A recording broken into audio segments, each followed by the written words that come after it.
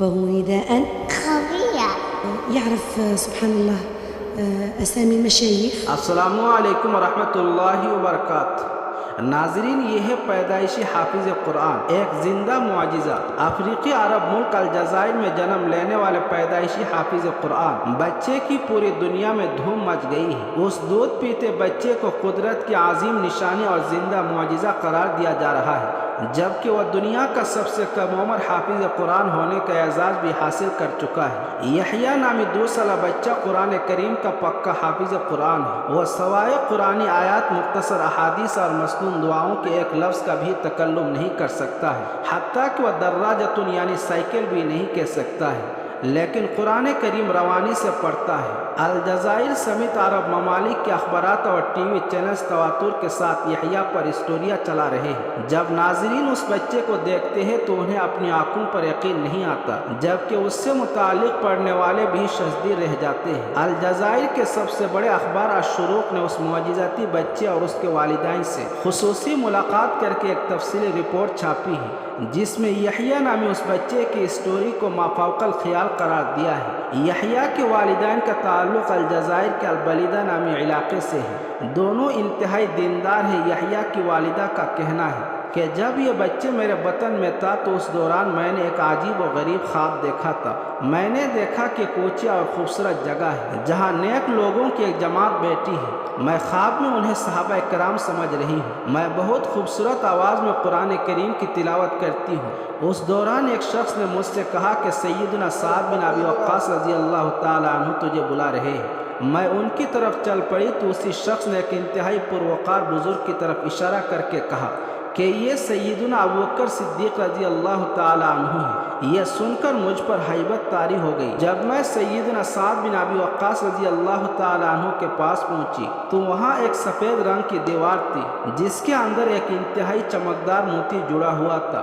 سیدنا سعد رضی اللہ تعالیٰ عنہ نے مجھ سے فرمایا کہ یہ موتی تمہارا ہے، اسے لے لو. چنانچہ میں نے اسے نکال کر لے لیا، جس کے بعد میری آنکھ کھل گئی. میں اس عجیب و غریب خواب کی تعبیر کے لیے کسی اچھے عالم دین کے پاس جانے کا سوچ رہی تھی کہ اس دوران میں نے ایک اور خواب دیکھا کہ میں کعبہ شریف کے سامنے مطاف میں موجود ہوں. وہاں پر موجود سب لوگ میرے لیے جگہ بنا رہے ہیں اور مجھے بڑے احترام کے ساتھ کعبہ شریف کے اندر لے جا رہے ہیں. اس کے بعد جب اس بچے کی ولادت کے دن قریب آئے تو خواب میں مجھے کسی نے ندا دی جس میں سورہ مریم کی 10ویں آیات مجھے سنائی گئی. ترجمہ: آئے زکریا، ہم آپ کو ایک بیٹے کی خوشخبری سناتے ہیں جس کا نام یحییٰ ہوگا. یہ آیات پہلے مجھے یاد نہیں تھی.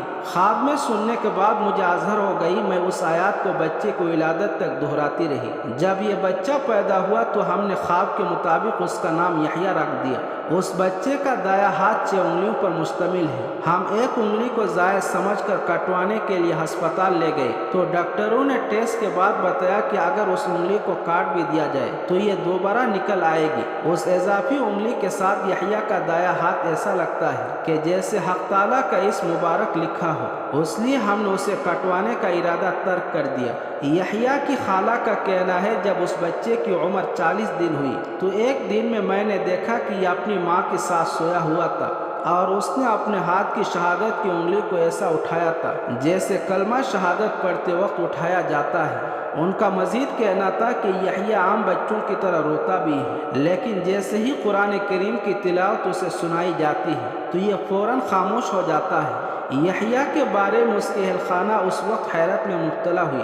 جب اس کی عمر 1 برس ہوئی تو اس نے دیوار میں لگے فریم کی جانب اشارہ کیا اور اس پر لکھے ہوئے کلمہ طیبہ کو پڑھنے لگا. اس کے بعد یحییٰ قرآن کریم کھول کر اس میں آیات سجدہ ڈھونڈ کر پڑھنے لگا. رواں ماہ یحییٰ کی عمر 2 سال ہو چکی ہے. وہ اگرچہ بہت زیادہ تیز ہے مگر اپنے ہم عمروں کی طرح اسے کھیلونے سے کوئی دلچسپی نہیں ہے. وہ بس ہر وقت قرآن کریم یا بچوں کی دینی کتاب تحفۃ الاطفال ہاتھ میں لیے رکھتا ہے. اگر قرآن کریم یا کتاب نہ ملے تو وہ ٹی وی پر قرآن کریم کی تلاوت سنتا رہتا ہے. اگر کوئی یحییٰ کے سامنے تلاوت کرتے ہوئے غلطی کر جائے تو اس کی گویا شامت آ جاتی ہے. یہ پیدائشی حافظ اس سے لپٹ جاتا ہے اور اس وقت تک نہیں چھوڑتا جب تک اسے غلطی کی اصلاح نہ کرا لے. حفظ قرآن کے ساتھ رفتہ رفتہ یحییٰ کی صلاحیتوں میں بھی اضافہ ہونے لگا ہے. وہ اب مشہور قراء کرام اور مشائخ میں فرق بھی کرنے لگا ہے، جبکہ اسے قرآن کریم کی مکی مکی اور مدنی صورتوں میں بھی فرق اچھی طرح معلوم ہے۔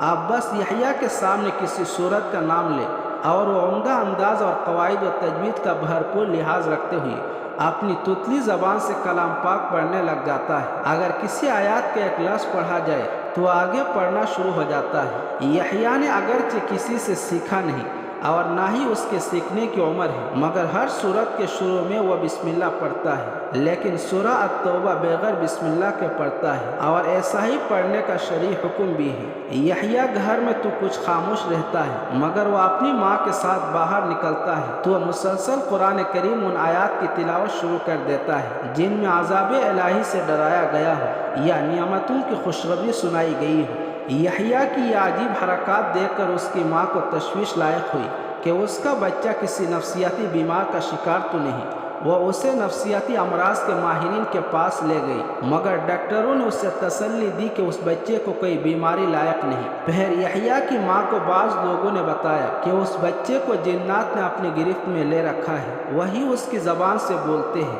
تو یحییٰ کی ماں اسے لے کر علاقے کے بڑے عالم دین عامل کے پاس چلی گئی۔ جب عامل یحییٰ پر دم کرنے کے لیے قرآن آیات پڑھنے لگا تو اس نے بھی اس عامل کے ساتھ پڑھنا شروع کر دیا۔